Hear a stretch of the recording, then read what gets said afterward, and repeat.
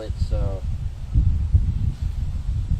amazing how the community comes together for something like this to go ahead and help. So I'm glad we live right here in the Houston area where we have the resources to do this kind of stuff that we're attempting to do. Tim, you know how, you of all people know how difficult it is to find someone remains, especially after something that happened, a couple months, a year maybe. Can you talk about just the size of this task ahead when you're talking, almost 40 something years since? When I got called on this 15-year-old girl that was missing 25 years, and I went down and I looked at this property on 60 acres in the middle of nowhere. And I left there and we actually went to some old Google Earth, and as God works, we had a picture of some things 3 months before she disappeared. And then I picked the place out that we were going to dig as first with the backhoe brought her little body up. And as God works again, it was the 25th anniversary of the day she disappeared. I did another one after 9.5 years and everything. So what I thought was kind of impossible remains impossible if we don't make an attempt.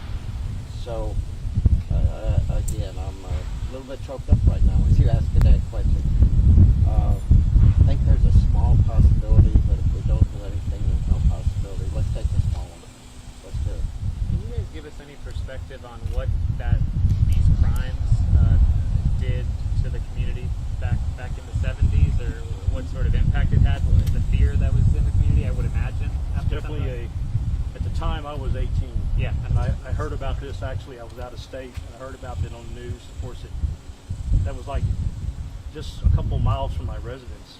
And after looking at over the offense reports that we have in the past and looking at this stuff, there were several kids that had some type of contact with these guys, but they weren't victims, but they had the possibility to be victims. I knew those guys.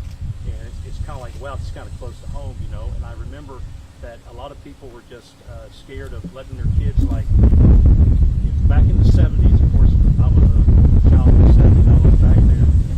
We would leave and go play all day long outside, all over the place, and no one was really concerned about us being kidnapped, and little did we know what was happening at the time. A lot of these kids were disappearing and were being murdered, but it seemed as though in the 70s it was like my mother would turn the porch light on at night, that's our signal to come home. But other than that, we were free to just roam around the country. So, but people became scared. People kept a closer watch on their kids, which is a good thing that came out of it. And a lot of them were just petrified to know that, hey, there's some guys around here killing dozens of kids, picking them off the street, killing them, and it was a very sobering fact for some of these parents that I think it led them to keep closer eyes on their kids. I think, as you'll know, I think Channel 11 had a deal many years ago. It's 10 o'clock, where are your children? I mean, that's kind of like what we grew up on. Where are your kids? After this happened, it was really magnified.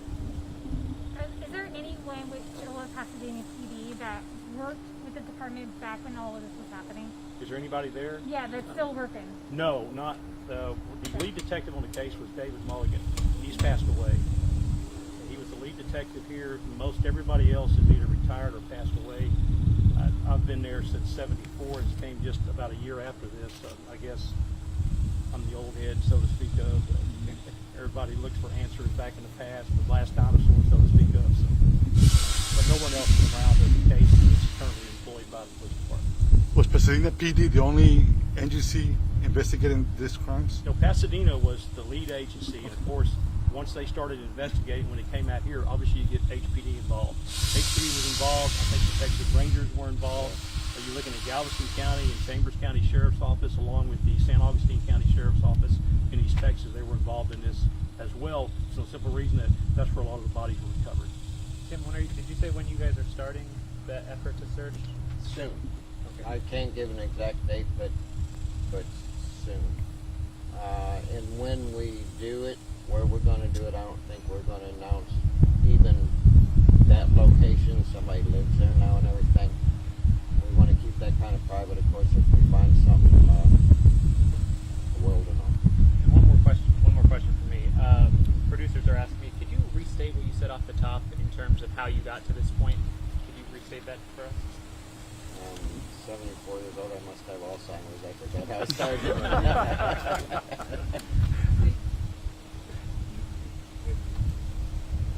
Oh, there's a guy, and I don't want to mention his name.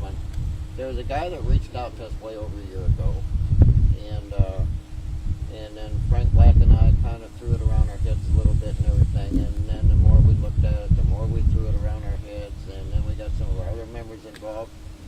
And then we called Pasadena, and they said, well, I met another sergeant at a car dealership, talked to him about it, and then he gave me the information for sergeant in Pasadena, and we said, yeah, he started in 1974. It's like maybe 2000. So I think when we all got together, yeah, he got elected, and I think when we all got together, and it's like, you know what, let's make it a 10.